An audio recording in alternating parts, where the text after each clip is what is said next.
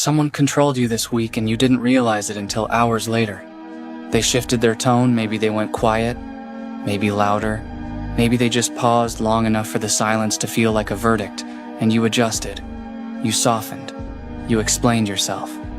You gave ground you didn't owe to someone who didn't earn it. That replay you did afterward, the one where you rewrite what you should have said, that's not overthinking. That's your nervous system filing a report your ego won't read. You are still being operated by people who mapped your buttons before you knew you had them. If you can't stay focused without stimulation, then you are the proof of everything I'm about to say. Stay or leave.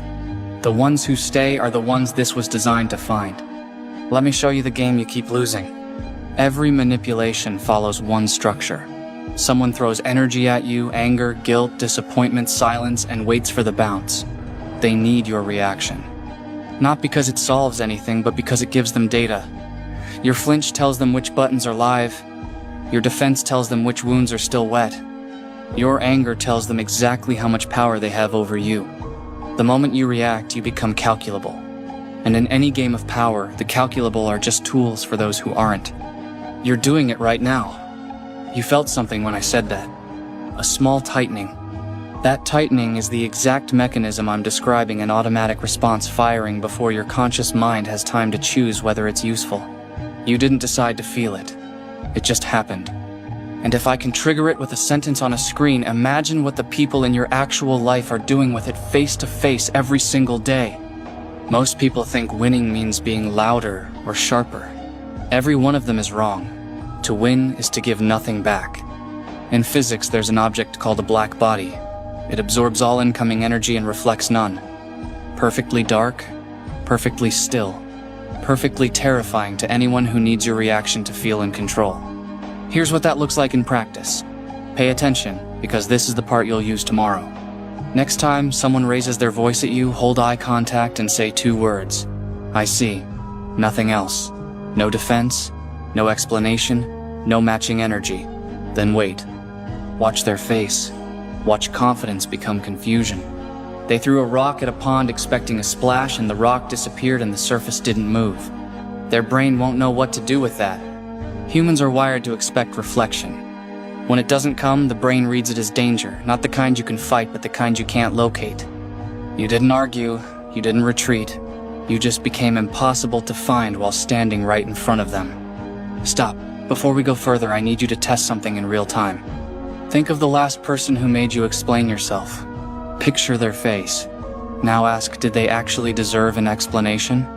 Or did you give one because the silence felt like it was accusing you of something and you couldn't tolerate the weight of it? That weight, that invisible pressure that makes you speak when speaking, costs you is the leash.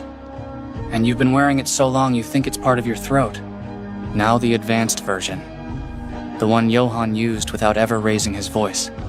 People teach mirroring as a way to build rapport, match their body language, copy their tone. That's the amateur version. It's also submission. You're reshaping yourself to earn approval you never needed. The real mirror works in reverse. You don't reflect emotion, you reflect logic. When someone throws a manipulation something like, I thought you actually cared about this, the old you would defend. List your contributions, prove your value, and lose. Because defending means you've already accepted they have the right to put you on trial. The mirror response takes their emotional attack and returns it as a calm question. Something like, that's interesting. Can you walk me through exactly how you're measuring that? I want to understand your metric. You haven't argued. You've done something worse. You've moved the entire confrontation from their emotional territory to your analytical ground. You've aimed a spotlight at the logic underneath their accusation, and most manipulators cannot survive 5 seconds of their own reasoning being examined out loud. They'll stumble, they'll backtrack, and their frustration will tell you the truth. The attack was never about the team or the project. It was about control. You just took it without raising your voice. I need to interrupt myself here, because something just happened inside you. You either felt a surge of power reading that, a fantasy of using it on someone specific, someone whose face just flashed through your mind, or you felt resistance. A voice saying, this is manipulative, this isn't who I am. Both responses are data. The surge tells me you've been losing to someone and you're hungry for a weapon. The resistance tells me You're afraid that learning this makes you the kind of person you've been hurt by. Both are leashes, the hunger and the fear. The protocol works when you drop them both and just see the mechanics for what they are: physics, not morality, not personality, physics. Aya no Koji understood that explanation is surrender. Every time you justify yourself to someone, you hand them the gavel. The clinical version of no is 5 words. That doesn't work for me. If they push, I've already answered. What part are you finding difficult to accept? No hooks, no guilt, no padding. A surface so smooth nothing sticks to it. Johan's version is quieter. He didn't even give 5 words. He gave silence. No personality data, no readable emotion. When people sat across from him, they weren't seeing Johan, they were seeing their own insecurities reflected in an empty surface. He didn't break people. He stopped providing the wall they were leaning on, and they fell over on their own. Strategic silence works because humans cannot tolerate dead air. If you stay still and quiet after someone finishes, speaking no nod, no rescue, no reaction, the pressure builds inside them. They'll over-explain, they'll justify, they'll hand you their real motive just to make the silence stop. Don't help them, be the surface. Let them talk themselves into a corner they built with their own words. Now here is where I change direction on you, because I'd be dishonest if I didn't.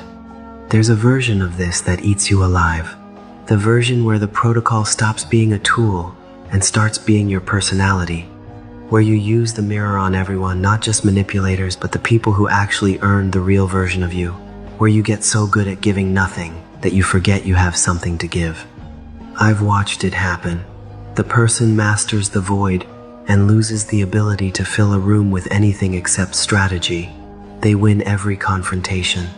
They also eat dinner alone 6 nights a week, wondering why efficiency feels identical to emptiness. The mirror is not an identity. It's a door you walk through when the room requires it, and walk back out of when the room deserves something real. If it becomes your permanent address, you haven't mastered anything. You've just found a lonelier place to hide. Check yourself right now, honestly. Are you learning this to protect yourself from people who don't respect your boundaries? Or are you learning this to avoid the risk of ever being vulnerable again? The technique is identical. The intention changes everything. For the next 24 hours, practice the void response. When someone pushes a button, observe the button without pressing it. When someone asks a loaded question, mirror the logic. Don't answer the emotion. Watch how quickly people lose balance when they can't predict you. But when someone earns your honesty, when someone sits across from you without an agenda and just asks how you're doing and means it, take the mirror off. Let them see the surface underneath. It will feel like standing in the cold without a coat. Do it anyway. The mirror protects you from the world.